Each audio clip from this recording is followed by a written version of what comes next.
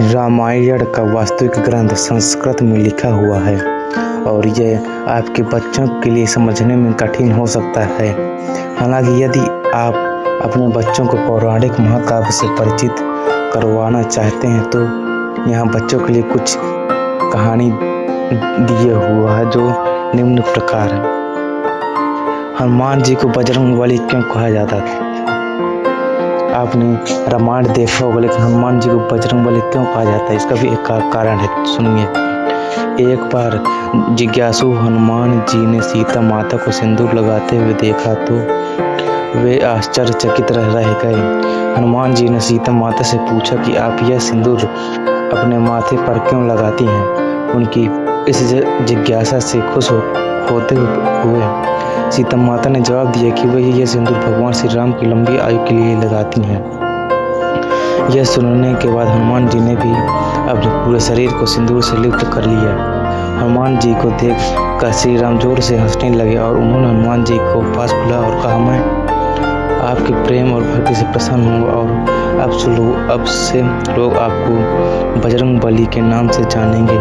बजरंगबली शब्द में बजरंग का अर्थ नारंगी होता है।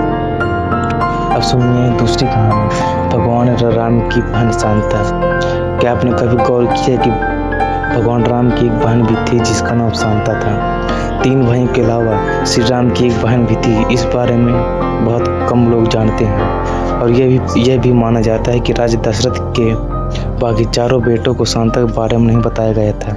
शांता राजा दशरथ और रानी कौशल्या की सबसे बड़ी बेटी थी। रानी कौशल्या की एक बड़ी बहन थी जिसका नाम वारसिणी था और उन्हें कोई भी संतान नहीं थी। एक बार जब वारसिणी अपनी छोटी बहन कौशल्या से मिलने गई तो उन्होंने रानी कौशल्या से उनकी और राजा दशरथ की बेटी मांग ली। राजा दशरथ ने अपनी बेटी रानी कौशल्या की बहन वारसिणी को दे दी। और रामायण का तीसरा बहुत रोचक दृश्य है जब हृदय में सीताराम होते हैं। इसमें जब रावण से युद्ध जीतने के बाद श्री राम ने उन सभी लोगों को उपहार दिया जिन लोगों ने युद्ध में उनकी मदद की थी। जब श्री राम ने हनुमान जी से पूछा कि उन्हें क्या चाहिए तो उन्होंने कुछ भी लेने से इनकार कर दिया। यह देखकर सीता माता ने खुश होकर उन्हें अपनी मोती की माला दे दी।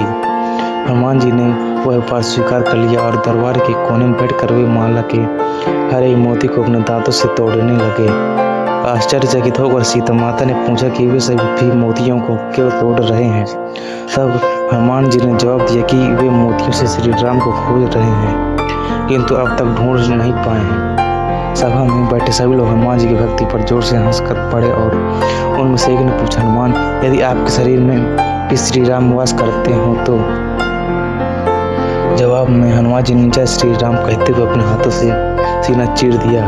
उनके हृदय में श्री राम की तस्वीर दिख रही थी। वहां पर बैठा हर एक व्यक्ति हनुमान जी की भक्ति पर आश्चर्यचकित था। यह थी छोटी सी कहानी रामायण के बारे में। कहानी अच्छी हो तो वीडियो को लाइक करें। धन्यवाद।